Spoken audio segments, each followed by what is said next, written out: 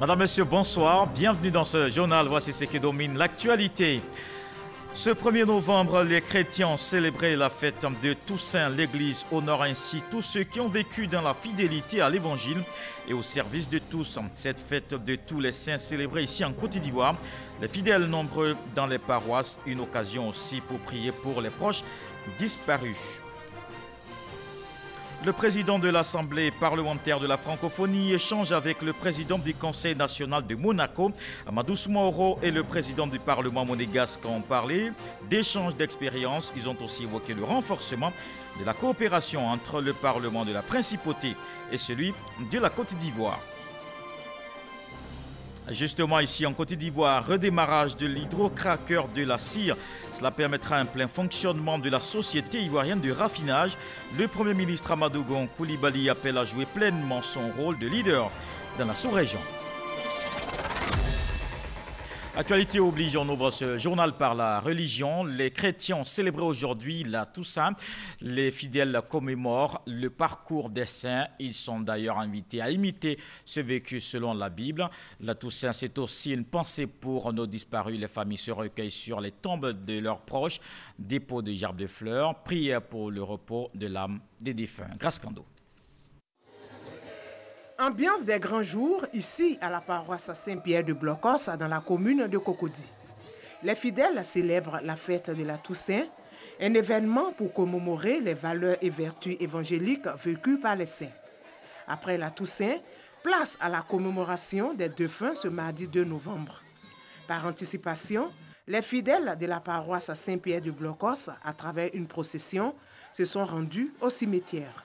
Une semaine avant, nous avons fait un nettoyage, nous avons lustré le marbre, le granit, pour que le tombeau de notre Père soit beau et qu'il puisse être honoré. Pécheurs nous sommes, c'est le lieu d'implorer le Seigneur afin qu'il nous pardonne à nous et à nos défunts tous leurs péchés et qu'il les accueille dans son paradis. Nous venons au cimetière nous rappeler de nos parents. Et il faut dire que ça toujours avec la peine qu'on arrive au cimetière, parce que c'est là qu'on retrouve encore des souvenirs. Donc nous espérons qu'ils sont rentrés dans la gloire de Dieu. La commémoration des défunts revêt une importance capitale. C'est pourquoi une place de choix leur est accordée. La preuve que nous les aimons toujours, nous portons encore en nous, c'est les fleurs que nous déposons sur leur tombe.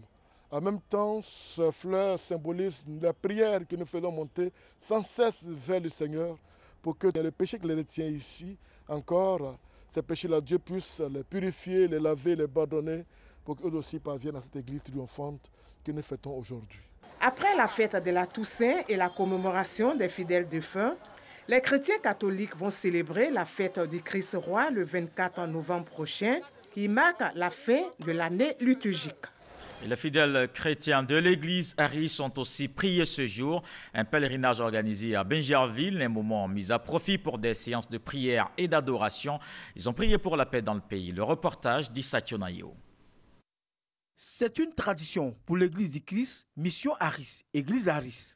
Chaque année, en début du mois de novembre, les fidèles chrétiens de cette église sont en pèlerinage à Brego, village situé dans la commune de Bingerville. Cette année, ils sont venus de partout pour célébrer le Christ. Ce pèlerinage a été initié par le prophète Acho Albert, qui est un envoyé de Dieu, qui a sauvé des vies, qui a sauvé des âmes. C'est un grand homme de Dieu et qui a regroupé tous les aristes pour leur dire Dieu nous a fait du bien. On est venu à Beauville pour venir prier ici pour la paix et la santé. Nous, en tant que fidèles aristes, nous sommes venus remplir notre devoir de chrétien. Et le message qu'on peut lancer, c'est surtout un message de paix, de conciliation, pour que notre pays puisse connaître un développement accéléré, comme on le constate maintenant.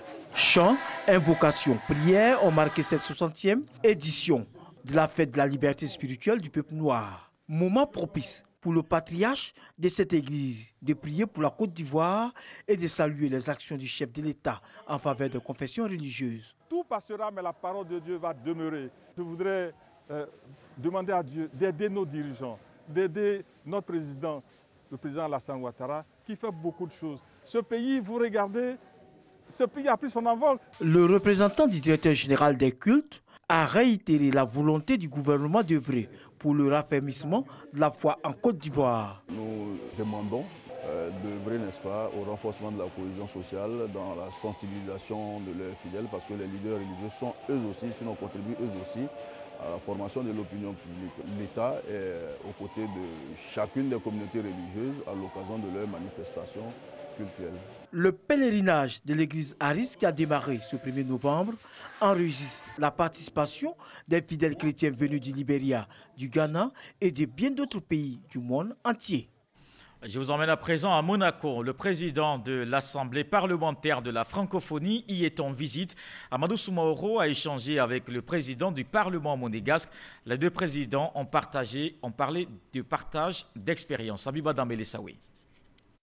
Séjour fructueux pour le président de l'Assemblée parlementaire de la francophonie et sa délégation, reçue par le président du Conseil national monégasque, l'équivalent de l'Assemblée nationale de Côte d'Ivoire, de par certaines missions telles que le vote des lois et du budget. À la différence que ce système repose également sur l'accord des volontés du prince Albert II de Monaco, ainsi la révision totale ou partielle de la Constitution est subordonnée au commun accord du prince. 24 membres la composent, élus pour 5 ans. Au suffrage universel, le Conseil national siège en 2 sessions. Le président de l'Assemblée nationale de Côte d'Ivoire a informé son collègue monégasque du fonctionnement du Parlement ivoirien avec ses 255 députés, avec une séparation des pouvoirs consacrée par la Constitution. Après ces riches échanges, le président du Conseil national monégasque, Stéphane Valéry, a convié son collègue de l'Assemblée parlementaire de la francophonie à un dîner auquel ont pris part des parlementaires ivoiriens et de la principauté. Ici en Côte d'Ivoire, le Premier ministre était à la société ivoirienne de raffinage Amadou Gon Coulibaly. Y était à l'occasion du redémarrage de l'hydrocracker. Cela permettra à la CIR de mieux fonctionner. Le chef du gouvernement appelle justement à jouer pleinement son rôle dans la sous-région. Le directeur général s'est engagé au bon fonctionnement de l'entreprise. Ahmed Traoré, Jean-Luc Bambo. L'occasion qui rassemble est heureuse. Le Premier ministre Amadou Gon Coulibaly en visite à la CIR, Société ivoirienne de raffinage. Ce, pour observer de lui-même le redémarrage de l'hydrocracker. Cet instrument qui permet de faire de très gros bénéfices dans le domaine du raffinage, mais qui ne fonctionnait plus après l'incendie survenu à la CIR le 2 janvier 2017. Le directeur général de l'entreprise sollicite le soutien du gouvernement et s'engage à faire davantage pour le bon fonctionnement de l'entreprise. Excellences, Monsieur le Premier ministre, honorables invités, vous ne pouvez imaginer notre joie et le soulagement de toute la CIR lorsqu'en décembre 2018, la convention a été signée avec les prêteurs, les fonds décaissés ont apuré les dettes des fournisseurs, les cargaisons de brut qui attendaient au large d'Abidjan ont été déchargées et la CIR a repris son fonctionnement. Le ministre de tutelle, Abdourahmane Cissé, se dit prêt quant à la concurrence, une initiative que trouve opportune le chef du gouvernement. L'importance stratégique de la CIR se trouve ensuite dans le fait qu'elle constitue un instrument de renforcement du commerce sous-régional et d'intégration économique. En effet, la CIR approvisionne le marché de la sous-région et garantit ce faisant la disponibilité de produits de bonne qualité pour les pays de l'Interland. Enfin, la CIR, et c'est important, constitue un outil de souveraineté pour la Côte d'Ivoire. Au cours de la cérémonie, plusieurs personnalités, à commencer par le directeur général, ont été décorées dans plusieurs ordres, ce pour leur abnégation au travail. La BAD aussi est au travail. Son capital augmente de plus de 125%. Il est désormais de 123 000 milliards de francs CFA et c'est depuis hier lors d'une assemblée extraordinaire des actionnaires. C'était en présence du président Alassane Ouattara, une augmentation qui permettra à la Banque africaine de développement de renforcer ses investissements en Afrique. Le point avec Jean-Luc Bambo. Un jour historique pour la BAD, la Banque africaine de développement. L'institution panafricaine a procédé ce 31 octobre à l'initiative de ses actionnaires à la plus importante augmentation de son capital depuis sa création en 1964. Le niveau de capital de la Banque africaine de développement sera plus que doublé. Ça va passer à 93 milliards de dollars à 208 milliards de dollars. Ça nous permettra d'avoir beaucoup de ressources pour aller plus loin concernant le développement de notre continent. Cette augmentation générale du capital représente, selon le président du groupe de la BAD, un engagement fort des actionnaires à voir se concrétiser des projets de meilleure qualité qui auront un impact significatif sur la vie des populations en Afrique. Ça va nous permettre de connecter à l'électricité 105 millions de personnes, donner l'accès aux technologies améliorées agricoles pour assurer la sécurité alimentaire pour 244 millions de personnes. Ça va permettre 15 millions de personnes de bénéficier de finances directement liées à toutes les compagnies dans lesquelles la banque va investir. Rappelons que cette augmentation de capital est la 7e du genre. Elle permettra notamment à la BAD de continuer de jouer son rôle de chef de file dans le développement des infrastructures, le renforcement de l'intégration régionale, l'appui aux États fragiles pour renforcer leur résilience et la stimulation des investissements du secteur privé. On passe au grand angle de ce journal consacré à la santé. Vous le savez, l'actualité, c'est aussi la fermeture effective du centre hospitalier et universitaire de Yopougon. Des travaux de rénovation sont engagés pour 3 ans. Des dispositions sont prises pour assurer la continuité des soins. 22 services sur les 26 sont désormais logés dans les autres formations sanitaires d'Abidjan et de l'intérieur du pays. L'organisation interne des sites d'accueil jusqu'au plateau technique, tout est revu. Salimatou Dia. Ce sont les derniers pas de Larissa dans les couloirs du CHU de Yopougon. Elle fait partie du personnel soignant en chirurgie digestive depuis 5 années. La fermeture du CHU de Yopougon lui laisse une note de tristesse. Ouais. C'est pas facile de se lever chaque jour, venir quelque part et puis un matin comme ça on ferme. Il y a l'émotion aussi. Mon souhait, c'est qu'on réhabilite vite et que les malades trouvent un réconfort, que les travailleurs aussi. Pour la réhabilitation complète du CHU, 22 services médicaux ont été relocalisés dans les structures sanitaires d'Abidjan et de l'intérieur du pays. La formation sanitaire à base communautaire de Yopougon-Ouassakara, elle, va accueillir les services de gynéco-obstétrique, odonto et diabéto-hospi dans un de ces bâtiments aménagés et équipés pour les recevoir. On a déjà fait un état des lieux du personnel qu'il nous faut pour le fonctionnement de la maternité chirurgicale. Je pense que tout est fin prêt. Au CHU de Cocody, le directeur général fait le tour des blocs opératoires pour s'assurer du dispositif, de l'organisation qui permettront d'accueillir les activités des 14 services du CHU de Yopougon. Nous avons la chance au CHU de Cocody de disposer de 13 salles qui ont été totalement rénovées, équipées, comme vous pouvez le voir, avec les équipements qu'il faut pour faire de la chirurgie à un bon niveau. Fonctionnellement, nous sommes autour de 470 avec un taux d'occupation avant la fermeture du CHU de Yopougon qui était environ de 50%. Ce sont 2 milliards de francs CFA qui ont été investis pour la mise aux normes des sites d'accueil.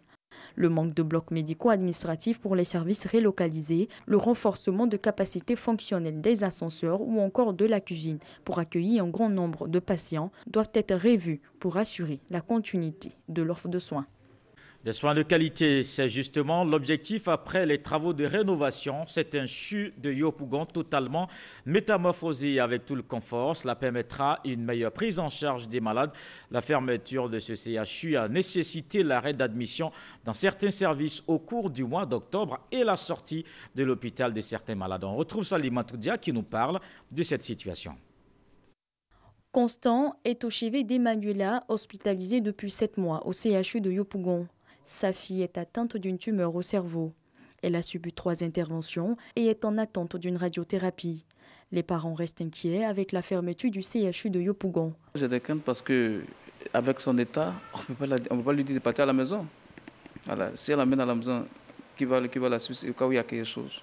C'est vrai que c'est bon de réhabiliter, mais ça va peser un peu sur les parents des malades. Le service traitant la maladie de la petite Emmanuela fait partie des 4 services encore sur place. La petite Emmanuela sera transférée dans un mois. Ça ne me dérange pas. Moi, pourvu qu'on puisse faire le traitement de ma fille, que ma fille se relève. C'est ma seule préoccupation. La réhabilitation du CHU de Yopougon a été une bonne nouvelle pour ce parent de malade. Lorsque nous sommes venus, c'était difficile d'avoir un lit qui soit propre, qui soit adéquat. La douche ou même le patient doit se mettre, risque de prendre les infections. Donc c'était vraiment primordial qu'on puisse faire la réhabilitation du CHU. Les consultations des patients du CHU de Yopougon ont déjà démarré dans les autres hôpitaux dédiés. Pour atténuer les perturbations dues aux travaux de réhabilitation, un plan de communication pour l'information continue des populations a été mis en œuvre. Le ministère de la Santé et de l'Hygiène publique a, n'est-ce pas, passé par des canaux et supports de communication, à savoir les médias classiques, la RTI, la radio et autres, et aussi par les nouveaux médias, notamment les réseaux sociaux. Et nous avons aussi le site internet où on a un tableau pratique qui donne toutes les informations sur des sites relocalisés. Le 143, c'est le numéro vert disponible pour orienter les populations. On reste avec Salimatou Dia. Cette fois, intéressons-nous au personnel soignant affecté dans d'autres formations sanitaires. Le CHU de Yopougon fermé, les agents de santé donc redéployés. Ils sont environ 1700 concernés par cette opération. Ils vont assurer le service sur les différents sites d'accueil. Les bâtiments du CHU de Yopougon étaient encore bondés de monde. Aujourd'hui, ils ne sont qu'une dizaine de patients et parents de malades à traverser les couloirs. Sur environ 1700 agents de santé, à peine une cinquantaine sont encore sur le site pour les derniers réglages, avec tout de même des appréhensions. Nous sommes habitués au CHU de Yopougon. On a déjà nos bases ici. Et puis nous demander de faire une autre expérience ailleurs. Donc on va le faire. Le CHU est dégradé. Nous sommes obligés de partir. Ils ont été préparés à la situation, assure le directeur général du CHU de Yopougon. Ils doivent à présent assurer la continuité de l'offre de soins sur les sites d'accueil. On a tenu plusieurs réunions. On leur a dit, écoutez, vous allez dans les autres centres de santé, évidemment, vous mettre ensemble avec vos collègues et puis faire la prise en charge correcte. Et la direction du CHU passera, voir qui vient au travail, qui ne vient pas au travail. Parce que jusqu'à présent, la direction demeure. Au service des urgences du CHU de Cocody, qui reçoit en moyenne 30 à 40 patients par jour, les médecins se préparent à gérer l'affluence. Les craintes de voir les charges de travail augmenter face à un besoin de personnel ont été dissipées. On est arrivé à un système où nous pouvons faire en sorte que le point des différentes places disponibles dans les différents services nous soit transmis par les différentes surveillances des services. Et donc, aux alentours de 17h-18h, l'équipe des gardes reçoit donc les places disponibles. Et en fonction des malades, donc ceux qui sont stables seront donc montés dans les différents services pour pouvoir permettre qu'il y ait de la place en bas pour recevoir ceux qui vont venir après. La dispensation des soins de qualité aux patients reste le challenge à relever pour le personnel soignant, surtout dans le contexte de la couverture maladie universelle. Et voilà pour le grand angle, il était consacré au CHU de Yopougon fermé pour rénovation.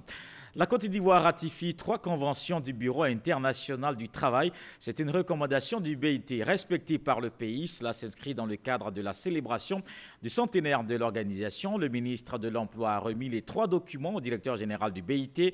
C'était à Genève, en Suisse. Mamadou Kwasi. La Côte d'Ivoire vient de ratifier 2 protocoles relatifs à la Convention sur la sécurité et la santé des travailleurs et à la Convention sur le travail forcé. À ces 2 protocoles s'ajoute la Convention numéro 170 sur les produits chimiques. Ces 3 documents signés par le président de la République, Alassane Ouattara, ont été remis au directeur général du BIT, Bureau international du travail, par le ministre de l'Emploi et de la Protection sociale. Une remise qui a donné droit à une signature entre les 2 parties dans les locaux du BIT à Genève. Ces éléments permettent de renforcer l'arsenal juridique à Côte d'Ivoire au niveau du BIT. Pour les 100 ans de l'OIT, il a été demandé à chaque État de ratifier au moins une convention. Et nous, la Côte d'Ivoire, nous sommes allés au-delà. Nous avons ratifié 3 conventions. Cela démontre la détermination de la Côte d'Ivoire à trouver des solutions aux problèmes sociaux des populations. La séance de travail a permis au ministre de l'Emploi et de la Protection sociale, Pascal Kwaku Abina, de réaffirmer l'engagement de la Côte d'Ivoire à œuvrer auprès du BIT pour un travail décent pour les populations ivoiriennes. Une rencontre qui intervient dans le cadre du 337e conseil d'administration du BIT, dont la Côte d'Ivoire est membre statutaire au nom de la région Afrique. Dans le district de Yamoussoukro, 1180 jeunes formés, ils ont reçu leurs attestations de fin de stage. C'est dans le cadre du PGDEC, Projet Emploi Jeunes et Développement des Compétences. Il est doté d'un montant de plus d'1 milliard. Il vise à garantir l'employabilité de la jeunesse dans cette partie du pays. Le ministre de la Promotion de la Jeunesse et de l'Emploi des Jeunes, Touré Mamadou, annonce 100 millions de francs CFA supplémentaires octroyés pour le financement des projets. Je vous invite à présent à voir ce document, mais avant, sachez que plus de 272 000 réfugiés ivoiriens sont de retour en Côte d'Ivoire. Pour leur insertion, le pays peut compter avec le soutien du HCR. Des initiatives sont prises, les chefs traditionnels s'impliquent également, les enfants retrouvent le chemin de l'école, des milliers de jeunes en formation dans divers domaines. Allons à Tabou, Bloléquin et Tout-le-Pleu pour voir la réintégration de ces personnes dans ce gros plan. Il est signé Hervé Blé. Après plusieurs années loin du pays, nombreux sont les Ivoiriens qui mettent fin à leur exil et regagnent la Côte d'Ivoire, à la grande satisfaction des autorités administratives. Le pays a besoin de tous ses fils et c'est la raison pour laquelle nous sommes très heureux de vous voir et nous ne ménagerons aucun effort pour faire en sorte que tout le monde puisse rentrer, tel est le vœu du chef de l'État. Le retour effectué, la réintégration dans les communautés est une étape essentielle. Pour le succès de celle-ci, l'Agence des Nations Unies pour les réfugiés, le HCR, œuvre en étroite collaboration avec différents ministères, notamment celui des Affaires étrangères à travers la direction d'aide et d'assistance aux réfugiés et apatrides d'ARA. Également avec les communautés et autorités locales, l'ONG Caritas, les agences des Nations Unies. Nous assurons que le rapatriement est durable par mettre en place un ensemble de mesures pour que le réfugié, une fois retourné dans son pays, puisse s'ancrer ou se réinsérer dans le tissu socio-économique de son pays. Non seulement le paquet de retour qui est donné aux réfugiés est quand même assez substantiel, nous nous assurons que la communauté les accepte et que les réinsère dans le tissu socio-économique du village ou de la ville. Dans les principales zones de retour, Tabou, Bloléquin et Tout-le-Pleu, pour les personnes rapatriées, disposer d'un abri est prioritaire, comme ici à Siaglo, dans le département de Bloléquin. J'étais au Libéria, il n'y avait pas mari, il y a 4 enfants. Donc je ne sais pas comment faire pour nourrir mes enfants. La HIF m'a accompagnée en Côte d'Ivoire et je suis venue. Je suis arrivée aussi, ils m'ont donné la maison qui est là. Et je suis venue en Côte d'Ivoire aussi, mes parents que j'ai trouvés ici, les voici, ils sont là m'aider. Je les remercie beaucoup. Les rapatriés sont aussi confrontés aux problèmes fonciers. Autorités locales et chefs traditionnels œuvrent alors à garantir la cohésion sociale. Des personnes se sont vues expropriées par certains, par leurs frères qui ont récupéré leurs terres. Nous avons pu résoudre beaucoup de problèmes. Aujourd'hui, nous avons environ 500 personnes qui ont retrouvé leur village et qui vivent en harmonie avec tous les frères qui sont restés sur place. Aux parents rapatriés, la chance est aussi offerte de renforcer leur autonomisation avec des formations. Réouvert par le HCR en 2014, le centre de formation professionnelle de Tabou propose une dizaine de formations, couture, coiffure, menuiserie, électricité et autres. Beaucoup d'espoir parce que je sais que ce que j'apprends, ça ne sera pas en vain. Je vais pouvoir m'occuper de mes enfants avec ce métier. Environ 1500 apprenants ont été formés ici avec l'appui technique du ministère de l'Éducation nationale, de l'enseignement technique et de la formation professionnelle. Nous également trouvons des possibilités de stage pour l'ensemble des apprenants ivoiriens, particulièrement avec l'agence Emploi Jeunes. Et quand ils sont installés, nous continuons de faire le suivi. Aujourd'hui, avec cette formation, avec ce métier, j'ai pu créer mon entreprise. Et Dieu merci, aujourd'hui encore, j'ai été repêché pour enseigner encore des élèves même dans ce même centre. Durée de la formation, 3 à 6 mois pour une vie productive et indépendante. En plus de la formation professionnelle, plusieurs activités génératrices de revenus sont mises en œuvre au bénéfice des rapatriés, comme ici, dans le département de Tout-le-Pleu. Nous sommes sur le site du groupement Abéoué. qui se trouve dans la localité de Klobli, sous-préfecture de Thiobli, dans le département de Toulepleu. Ce groupement est composé de 15 membres, dont 13 rapatriés. La pisciculture est composée de 3 étangs de 1000 poissons par étang. Autre volet non moins important pour la facilitation de l'intégration des rapatriés, l'éducation des enfants. Des salles de classe sont donc construites, voire réhabilitées et équipées. À Ziaglo, ce sont plus de 333 élèves pour la plupart des enfants rapatriés du Libéria qui fréquentent l'école primaire. Faire des calculs, des divisions. Au Libéria, ils ne pouvaient pas faire ça. C'était difficile au Libéria. Les enfants revenus du Libéria, en tout cas, l'épanouissement est vraiment total et remarquable. Toutes ces activités mises en œuvre pour faciliter la réintégration des rapatriés sont en parfaite adéquation avec les axes stratégiques du plan national de développement de la Côte d'Ivoire. Gros plan sur la réintégration des Ivoiriens de retour donc des îles, un reportage signé Hervé Blé. La Côte d'Ivoire apporte sa contribution à la paix dans le cadre des opérations de l'ONU au Mali. Le pays envoie 150 soldats. Ils vont intégrer les casques bleus de la MINUSMA sur place avant leur départ. Ils ont échangé avec le chef d'état-major général des armées. Il les invite à faire flotter haut le drapeau ivoirien. Abou Sanogo. La Côte d'Ivoire, bien décidée à conduire efficacement ses engagements dans les missions opérationnelles sous-régionales, va déployer pour la 3e fois une compagnie de protection au Mali en relève de celle déjà engagée. À dominante infanterie, la compagnie de relève de protection MINUSMA, la mission multidimensionnelle intégrée des Nations Unies pour la stabilisation au Mali, se compose de 150 militaires dont 2 personnels féminins placés sous les ordres du capitaine Cissé Kélétigui, à mandat d'1 an en terre malienne. Ils seront engagés dans l'ouest malien et seront chargés de la sécurisation de la ville de Tombouctou et des personnels VIP. Mais avant leur départ, le chef d'état-major général des armées, Lassina Doumbia, les recevant, leur a recommandé d'être les ambassadeurs de la Côte d'Ivoire par le professionnalisme, la discipline et la rigueur dans le travail avant de les inviter à se conformer aux lois et règlements qui régissent leur mission. Ceux qui vous ont précédés ont été bons, très bons. Ils ont su se comporter dans leur vie quotidienne comme de bons soldats et à chaque fois qu'il y a eu des attaques sur la position de Tombouctou, ils ont su faire face avec bravoure et avec technicité. Il faut que vous ayez ça à l'esprit. Que les forces armées de Côte d'Ivoire vous regardent.